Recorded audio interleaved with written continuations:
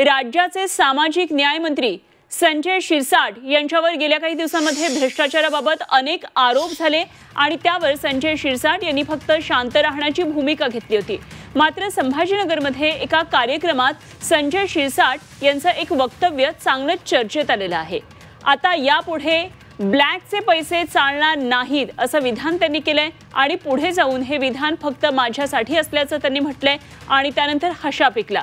सोबतच मला आयकर विभागाकडून नोटीस आल्याची त्यांनी जाहीर कबुलीही दिली आहे। 2019 मध्ये निवडणुकीत तुमची संपत्ती इतकी होती आणि 2024 मध्ये तुमची संपत्ती इतकी कशी झाली असं विचारल्याचं त्यांनी सांगितलं आणि याबाबत मला 9 तारखेला खुलासा करण्यासाठी सांगितलेलं असल्याचंही पुढे ते म्हणाले। मी उगाच नाही बोललो, परवाच मला नोटीस आलेली।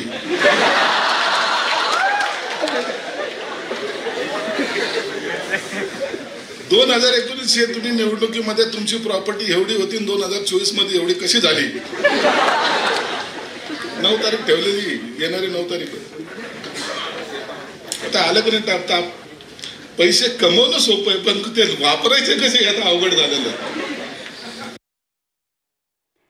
तर संजय शिरसाट यांचे ही विधानं नक्कीच आता चर्चेत येऊ लागलेली आहेत आणि संजय शिरसाट यांनी म्हटल्याप्रमाणे पैसे कमवणं सोपं आहे मात्र ते वापरायचं कसं अवघड झालंय आणि याच विधानांचे संकेत जाणून घेऊया। आमचे प्रतिनिधी विशाल करोळे आपल्याबरोबर जोडले गेलेत। विशाल, सामाजिक न्याय मंत्री संजय शिरसाट यांची विधानं आहेत, 2 महत्त्वाची विधानं त्यांनी त्यांच्या या कार्यक्रमामध्ये केली, त्याच्याकडे आपलं लक्ष जात आहे। सगळ्यात पहिलं म्हणजे ब्लॅकचे पैसे आता इथून पुढे चालणार नाहीत आणि पुढे जाऊन त्यांनी म्हटलं हे माझ्याबाबत।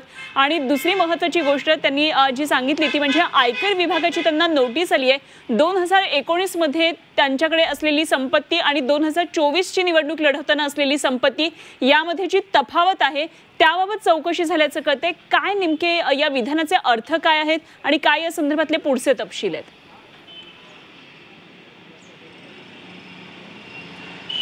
अगदी खरं अनुपमा, गेली काही दिवस संजय शिरसाट यांच्यावर भ्रष्टाचाराचे अनेक आरोप झाले। मग ते विट्स हॉटेलचं प्रकरण असो की MIDCची जमीन असो, याबाबत त्यांनी इतके पैसे कुठून आणले याची विचारणा विरोधी पक्षाने केली। इम्तियाज जलील यांनी याबाबत अनेक आरोप त्यांच्यावर केले आणि त्यानंतर संभाजीनगरमध्ये एका कार्यक्रमात संजय शिरसाट यांचं विधान, हे विधान त्यांच्यावर होत असलेल्या आरोपाला पूरक तर नाही ना, अशा पद्धतीची चर्चा आता सुरू झाली आहे। त्यांचं पहिलं म्हणणं म्हणजे ब्लॅकचे पैसे सांभाळणं आता कठीण आहे आणि हे मी फक्त माझ्याबाबत बोलतो असं ते म्हणाले। दुसरं म्हणजे याबाबत आता मला आयकर विभागाची नोटीस आली आहे। 2019 मध्ये माझ्याकडे किती प्रॉपर्टी होती आणि 2024 मध्ये माझ्याकडे किती प्रॉपर्टी आहे याबाबत विचारणा केल्याचं, आयकर विभागाने विचारणा केल्याचं खुद्द त्यांनी कबूल केलं आहे आणि सोबतच याबाबत मला खुलासा मागितल्याचंही त्यांनी सांगितलं आहे। आणि सगळ्यात महत्त्वाचं विधान म्हणजे की आता पैसे कमवणं सोपं आहे मात्र पैशांची विल्हेवाट कशी लावायची हे कठीण होत चाललं आहे आणि त्यामुळंच मी माझ्या CA ला फोन केला आणि आता काय करायचं रे बाबा असं विचारलं असल्याचं संजय शिरसाट म्हणाले आहे। त्यामुळं कुठंतरी संजय शिरसाट यांनी त्यांना आयकर विभागाची नोटीस आली असल्याची जाहीर कबुली दिलेली आहे आणि ही नोटीस त्यांची 2019ची प्रॉपर्टी आणि 2024ची प्रॉपर्टी याच्यामधले असलेल्या तफावतीबाबत विचारणा केल्याची जाहीर कबुली त्यांनी दिली आहे। अनेक आरोप त्यांच्यावर झाले, मोठ्या प्रमाणात पैसा कमवला त्यांनी असे पद्धतीचे आरोप झाले आणि त्यानंतर आलेली ही नोटीस याच्याशीच तर सूचक नाही ना, याच्याशीच तर पूरक नाही ना, अशा पद्धतीच्या चर्चा आता सुरू झाल्या आहे। आता याबाबत खुद्द संजय शिरसाट यांनीच या प्रकरणी खुलासा करावा अशा पद्धतीची मागणी होते। मात्र हा जो व्हिडिओ आहे हा संभाजीनगरमध्ये चांगलाच व्हायरल झालाय आणि याची जोरदार चर्चा संभाजीनगरमध्ये सुरू झाल्याचं आपल्याला म्हणता येईल। अनुपमा, खरं तर विशाल, यामधून 2 महत्त्वाच्या गोष्टी एकतर लक्षात येतात। एकतर संजय शिरसाट यांनी म्हटलेलं की पैसा कसा वापरायचा याबाबत आता प्रश्न आहे। पैसा मिळवणं सोपं आहे, खरं तर सर्वसामान्यांना पैसा मिळवणंच अवघड जातं, त्याच्यामुळे त्या पैशांचा वापर, त्याची विल्हेवाट हा तर दुसरीच बाब आहे। त्या आता संजय शिरसाट यावर काय म्हणतात ते बघावं लागणार आहे।